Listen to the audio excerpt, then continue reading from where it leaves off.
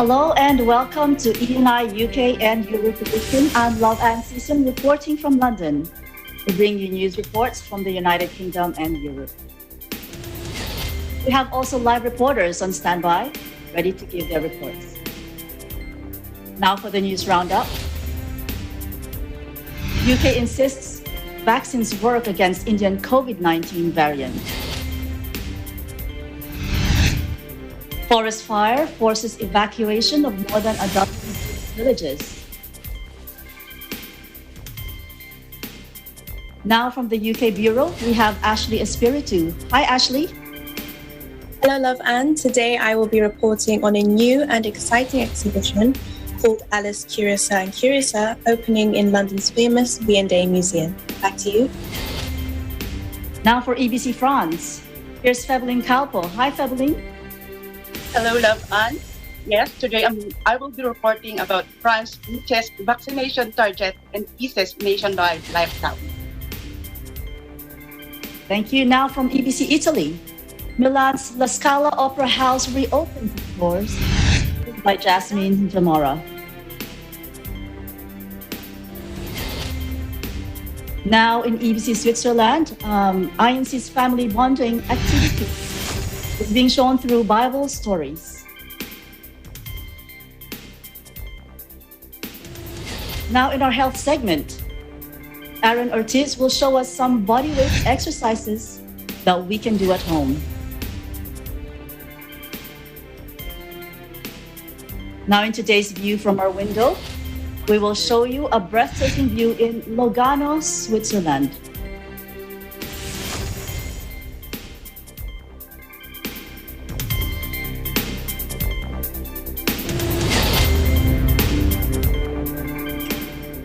British Prime Minister Boris Johnson said Wednesday that COVID-19 vaccines are proving effective against a variant that has spread like wildfire in India, and denied the government was being lax on travel from hotspots.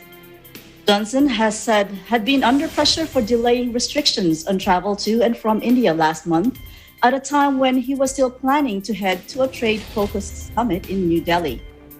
The trip was eventually called off as India succumbed to a devastating new wave of infections, and it was then quickly added to the UK's red list, meaning arrivals have to quarantine in hotels at their own cost. But more than 100 flights have landed from India since then, and the variant has been spreading in Britain, especially in areas with large South Asian communities, potentially endangering plans to reopen the economy fully from June 21. Here is UK's Health Secretary Matt Hancock with some travel advice. That you should not go to an amber or red list country on holiday. You should only go in exceptional circumstances. You asked for examples. An example might be to visit a very ill family member or to go to a funeral of somebody who is very close to you. They're two reasonable examples. And I think we have been really clear through this pandemic that there are some things that we have banned in law, but there are some things that we do not recommend. The Health Secretary, meanwhile, is facing calls to explain his claim that the rise of the Indian variant in Britain is due to a refusal by some people to get vaccinated. Announcing surge testing in several more areas, he said the race between the virus and the vaccine has got a whole lot closer. On Wednesday, Britain recorded another 2,696 cases of COVID-19 and 3 more deaths, taking the total to 127,694, one of the world's worst tolls. Now, the first major wildfire to hit Greece this year has forced the evacuation of more than a dozen villages on Thursday. The fire broke out on Wednesday evening near the village of Chinos on the Gulf of Corinth, some 90 kilometers west of Athens. 17 villages and hamlets were affected. The First Service chief said that the reinforcement had been rushed from around the country to contain the blaze. More than 180 firemen, 62 fire engines, and more volunteers were deployed to the area, backed by 17 planes and 3 helicopters. According to a fire service spokesman, no injuries were reported. But he added that the fight would be hard because the forest is dense and the terrain difficult. Around 20 square kilometers of pine forest had been razed. The fire also knocked out electricity in the area. Now on Thursday afternoon, the fire had crossed the rugged mountain range of Mount Garania and headed for the coastal town of Megara. Authorities made use of text messages and loud hauliers to contact the residents. With smoke billowing over Athens and the Cycladic Islands, the authorities have urged people to limit physical activities and close doors and windows. Greece faces the threat of wildfires every year because of its dry summer season that comes with strong winds and high temperature of more than 30 degrees Celsius.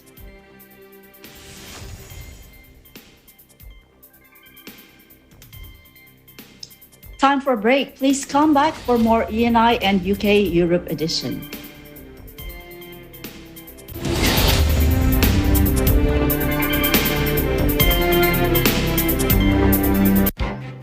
Events happen around us all the time, in our community, in our country, around the world. Events that affect people, move communities, or simply inspire us. Interesting events that people need to know. In these interesting times, we continue to be a competent partner in delivering news about these events. Fast, accurate, balanced, eagle news, because we live in interesting times.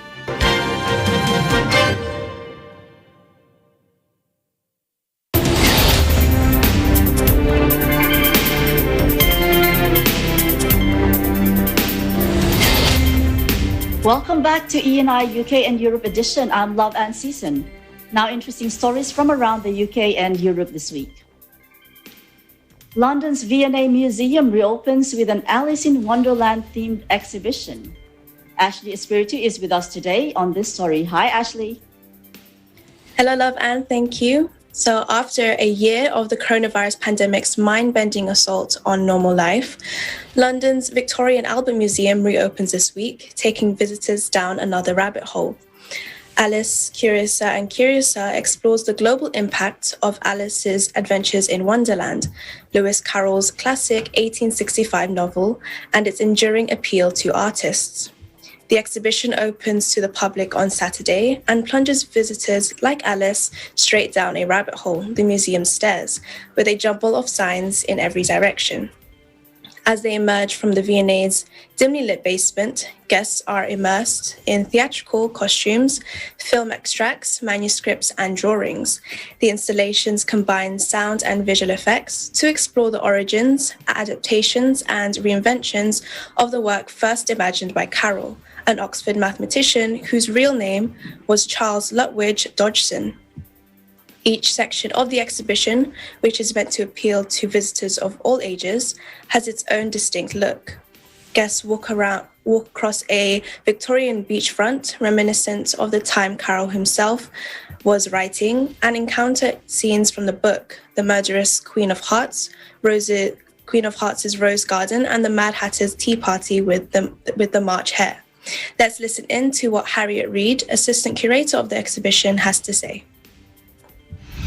Alice, Curiouser and Curiouser is a mind-bending, immersive, magical journey through our huge subterranean gallery at the V&A. There are 5 sections. Each one is completely different. It acts as sort of stage set or scene and recreates a different chapter or space within the book. We can learn a lot from her journey, which is often confusing, quite terrifying in some parts, exciting, funny, and throughout it all she has this amazing determination, bravery. She stands up for what she believes in, and those kind of messages of her being empowered enough to stand up to authority and stand up for justice as well, things that we can look to today. I think this exhibition comes at a really important time because right now I think we're all feeling a little bit tired, a little bit jaded, a little bit uninspired maybe, and what we need is a huge boost of kind of optimism and determination and a new quest for discovery and creativity and to be looking for adventure and collaboration. So it looks like a very fun and exciting exhibition to visit in London after being in lockdown for quite some time. Back to you, Lovan. Thank you, Ashley. So tell me, what is the coronavirus update in places like the museums? And how are the health measures implemented throughout the exhibition? Well, Love and museums were allowed to reopen their doors on Monday from this week after months of restrictions to curb the spread of the coronavirus, which has claimed nearly 128,000 lives across Britain. At the V&A in West London, as elsewhere, social distancing, hand sanitizer and face masks are the order of the day for the reopening. Interactive booths, like those where visitors can play virtual reality croquet against the Queen of Hearts, are cleaned regularly by the staff. The Alice exhibition was originally planned to open in June 2020 of last year, but it's opening now, nearly a year later, said assistant creator Harriet Reed. We are so thrilled that we can bump this back in and enjoy the exhibition safely and share it with the world, she stated. Back to you, Lavan. Well, thank you for that very good and interesting story. So we'll hope to see you again. Thank you for having me, Love Anne. I'm Ashley Spiritu from London, United Kingdom, and we live in interesting times. Now, France has met its target of 20 million first vaccine doses and starts to ease nationwide measures.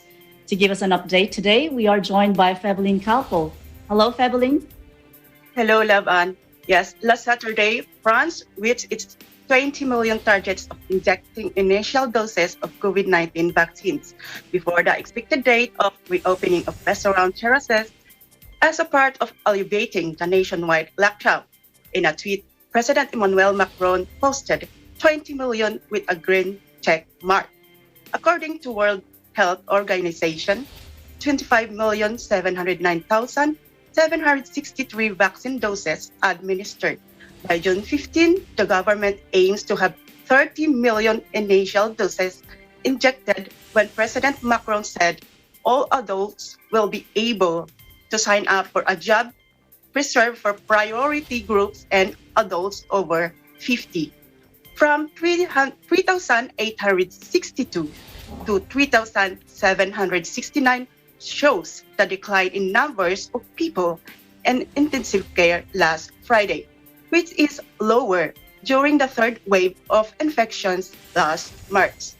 Some establishments such as museums, theaters, cinemas, concert halls with limited capacity will reopen along with non-essential shops and open-air cafes and restaurants since October 30 last year.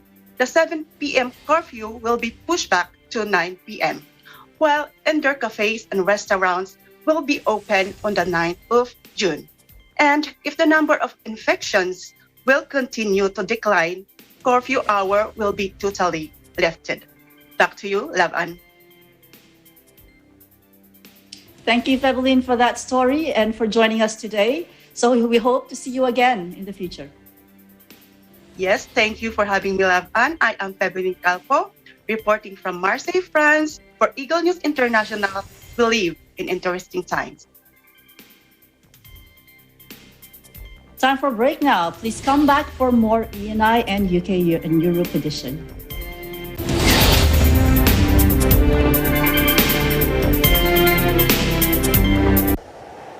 Innovation, digital disruption, globalization. Startups, micro, small, and medium enterprises, as well as large corporations, all face interesting challenges in the market today. Peek into the world of exciting opportunities and partnerships to drive growth with the latest business news and information. We are open for business. your weekly dose of entrepreneurial inspiration to update you on the latest developments in the world of business.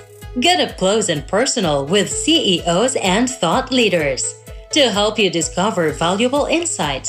Sharpen your instincts for smart decision making with the latest markets and economic trends, disruptive ideas, global innovation, social entrepreneurship, and other leading edge business ideas.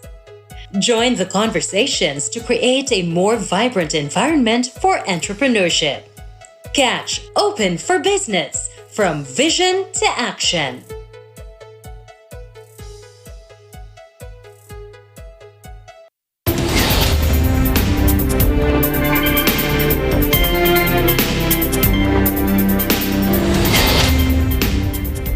Welcome back to ENI UK and Europe edition. I'm Love and Season. More interesting stories in Europe this week.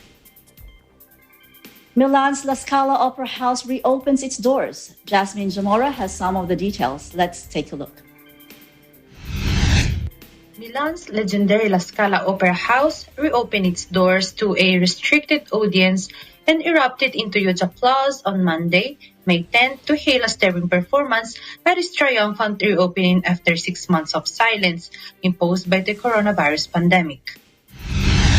The performance came a day before the 75th anniversary of a historic concert in 1946 that celebrated the post-war reopening of La Scala, which had been bombed 3 years earlier during the World War II and rebuilt.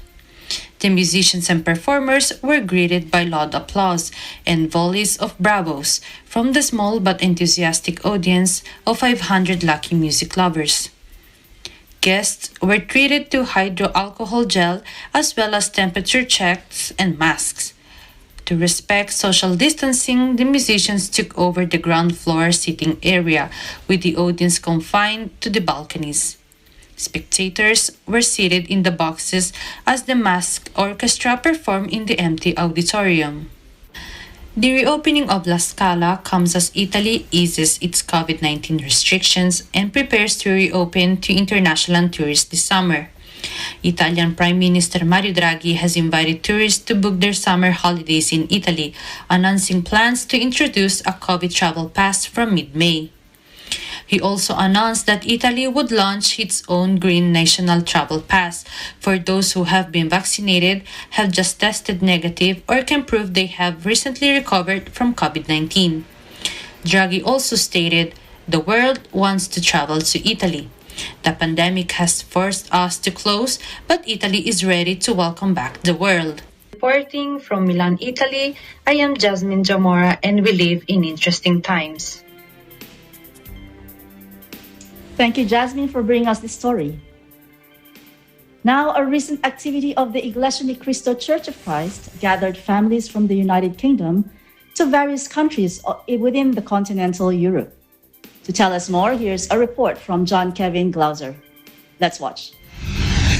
With what's going on around the world, like the pandemic, for instance, and even things such as widespread access to internet and social networks, how do families remain fully connected with one another? For members of the Iglesia Ni Cristo Church of Christ in Europe, a recent activity was another great way to bring families together. For a friendly competition, parents and their children joined forces to study together topics derived from the Bible, their church's history, and various programs. My family prepared itself for the Tagisang ng Talino by dividing the work so that each member of the family could focus on one subject or article. And then when the activity was approaching, we started to ask each other questions so that we could see if we mastered the subjects already. The contestants and viewers came from all over Europe, like the United Kingdom, France, Switzerland, Germany, the Netherlands, Norway, Sweden, Italy, Spain, Greece, Cyprus, and many more. Although residing in different locations, there is one thing that remained obvious throughout, and that is their smile. Sunday is a family day to us because we go to the worship service, and after that we go outside to visit different places. Ik vond het leuk om deel te nemen aan deze activiteit.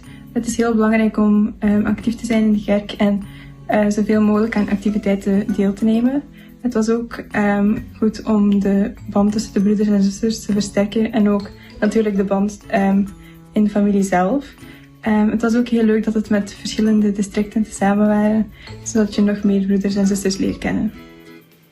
I enjoyed watching the Tagisan ng Talino because I was inspired by watching all the families being able to work as one team. And I really enjoyed seeing the CWS being so eager and happy to participate in such activity inside the church. For members of the Iglesia Ni Cristo Church of Christ, family bond is not just strengthened through fun, indoor or outdoor activities. When they do things out of their faith, they inspire one another and their connection becomes even greater. Reporting from Geneva, Switzerland, I'm John Kevin Gloser. We live in interesting times. Thank you, John Kevin, for your report.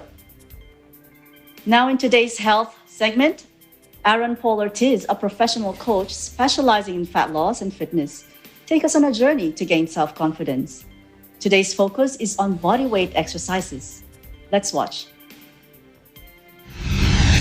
Good everyone, Aron here. This is the week 5 of your 90-day challenge. Well done so far if you've been following through all the tasks that we've been focusing on the last 4 to 5 weeks. So far we've focused on mindset training, nutrition, and also getting your steps in 3 to 4 times a week. So just basically that's little changes each week, right? For you to be able to change effectively but sustainably at the same time. So this week we'll be focusing on the right exercises for you to do at home without any equipments, right? 2 things to remember. First one is there's no exercise for you to be able to do for you to lose fat without focusing on first on your nutritional habits. So that's the first thing you have to focus on first, right? So before jumping on any exercise, focus first on the actual nutritional habits that you have. Again, this is the same thing we focused on the last 4 to 5 weeks. The quality of your foods, the quantity of it, focus on that first. Second one is you can't target fat loss.